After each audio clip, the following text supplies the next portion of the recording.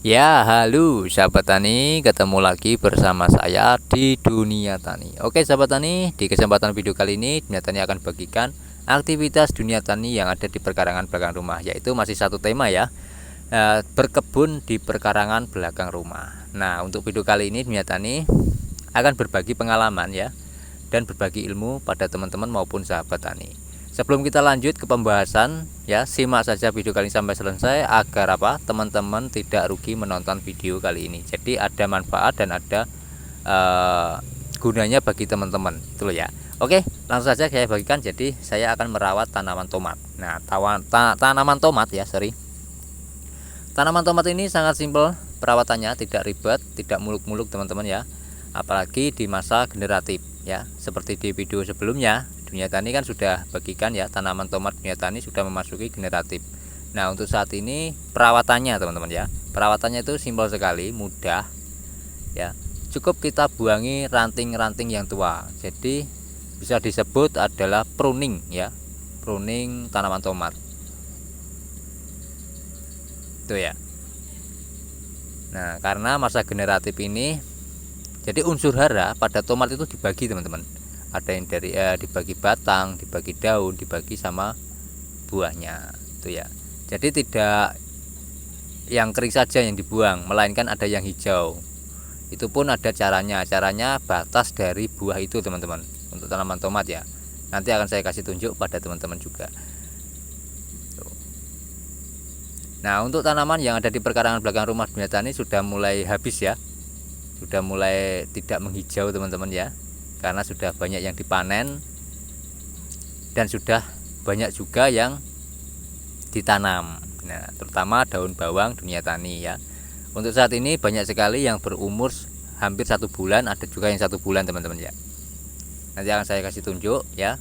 Perawatannya daun bawang itu sangat simpel sekali, mudah sekali, dan ini tanpa menggunakan kimia ya, tidak menggunakan kimia, pupuk kimia tidak teman-teman ya. Maksudnya pupuk kimia itu tidak membuat tidak bikin pupuk dari pabrikan, tapi buatan sendiri, bisa disebut organik ya. Nah, organik sama kimia itu bedanya di mana, Pak? Itu kan pertanyaannya teman-teman ya. Jadi bedanya, kalau kimia itu adalah buatan manusia, kalau organik itu ya memang buatan manusia tapi bahannya dari bahan-bahan organik. Meskipun pupuk kimia juga bahannya juga dari bahan organik ya. Tuh. Kalau dibilang beda ya sebenarnya beda dari penyebutan saja teman-teman. Kalau masalah unsur hara, masalah apa ya, bahan itu sebenarnya sama saja. Nah, bedanya kalau menggunakan pupuk sintetis, menggunakan pupuk kimia, itu kan bahan dasarnya adalah batu sama tanah liat teman-teman ya. Nah, kalau itu sering dimasukkan ke apa namanya, perkarangan, perkebunan, pertanian kita, itu kalau lama, semakin lama akan menjadi padat tanah kita, karena bahan dasarnya dari pupuk sintetis, pupuk pabrikan itu adalah batu dan tanah liat. Sedangkan pupuk organik itu bahan dasarnya dari organik ya. Contohnya bisa, kalau untuk saat ini ya teman-teman, itu bahan dasar itu dari kelapa sawit itu ada ya, dari kelapa sawit ada teman-teman ya, pupuk dari kelapa sawit itu ada.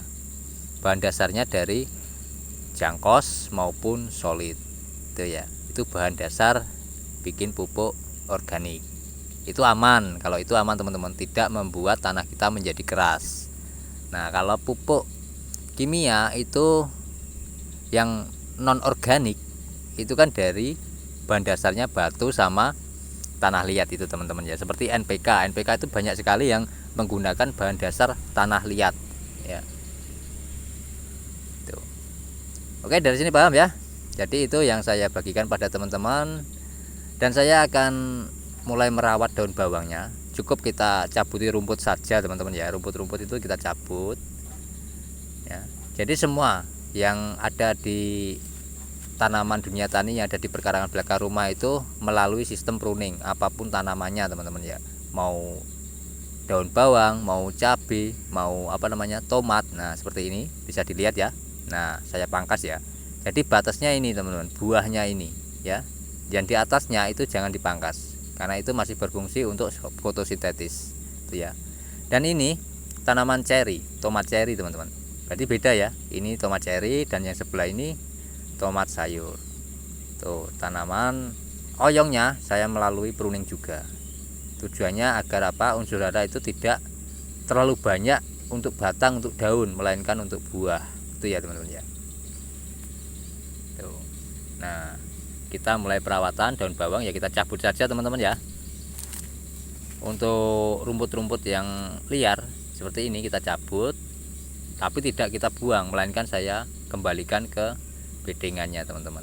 Nanti akan terurai sendiri. Nah, kedepannya Dunia Tani akan tanam sawi, karena bibit sawinya sudah mulai tumbuh ya teman-teman ya. Di video beberapa hari yang lalu kan sudah saya bagikan pada teman-teman. Jadi kita rawat daun bawang, nanti kita panen ya daun yang tua, sama teman-teman ya. Jadi untuk panen daun bawang itu bisa sekaligus pruning daun bawang itu ya. Kita panen juga kita pruning, jadi satu dua pekerjaan jadi satu manfaat itu ya teman-teman. Dan cabai Dunia Tani sudah banyak sekali buahnya ya. Kalau tidak salah 2 minggu yang lalu ya, 2 minggu yang lalu itu saya bagikan tanaman cabai Dunia Tani yang ada di perkarangan belakang rumah ini. Itu buahnya tidak banyak, tapi setelah menggunakan pupuk POC ya, pupuk organik cair, nah ya, hasil buahnya itu sangat luar biasa. Itu ya. Jadi jangan tanya lagi ya, untuk bahannya apa saja Pak untuk pembuatan POC ya, sudah saya bagikan pada teman-teman di video beberapa hari yang lalu. 1 bulan yang lalu juga ada ya, saya bagikan juga tentang pupuk POC ini. Tuh.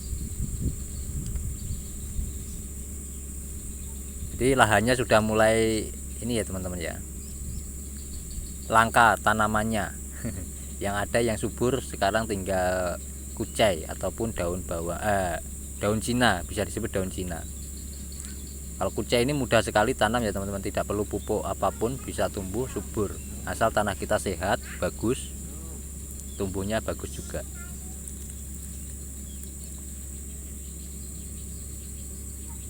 Nah, untuk tanaman tomat ya, tanaman tomat itu apa tidak menggunakan pupuk juga Pak? Jadi Dunia Tani menggunakan pupuk ya, pupuknya ya POC itu ya teman-teman ya. Tuh. Oke, kadang ada yang bertanya juga, yang bertanya tentang pupuk POC, berapa hari Pak untuk pengaplikasian pupuknya. Nah, kalau di Dunia Tani ini karena sampingan ya teman-teman ya, karena aktivitas sampingan saja, jadi biasanya 1 minggu sekali. Tapi kalau teman-teman mempunyai waktu ya, waktu yang luang, bisa 2 hari sekali untuk pemupukan. Bisa dicampur dengan air, bisa tidak. Kalau dicampur dengan air, dosisnya agak ditambah ya teman-teman. Beda dengan yang tidak. Kalau yang tidak cukup sedikit saja, nggak masalah. Tuh. Oke, kita panen dulu ya. Untuk daun bawang, jadi panen ini sekaligus pruning. Tujuannya apa? Supaya daun bawang itu pertumbuhannya cepat ya, batangnya bisa besar itu ya, dan satu lagi anakannya banyak ya. Karena sering saya kasih tunjuk pada teman-teman ya, tanaman daun bawang Dunia Tani yang ada di perkarangan ini daunnya banyak sekali, anakannya banyak sekali ya, karena saya rajin merawat seperti ini teman-teman ya. Kita pruning sekaligus kita panen daun bawangnya tuh.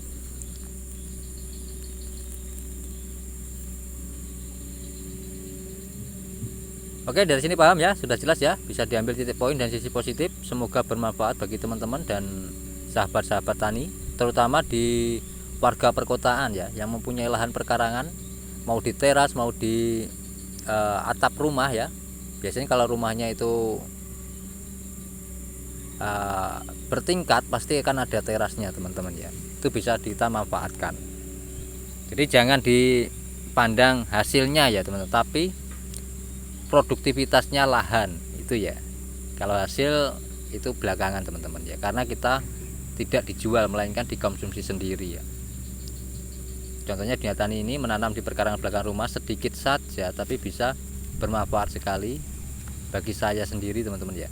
Oke, kita mulai saja panen cabenya ya. Bisa dilihat ya, cabenya itu banyak sekali buahnya teman-teman.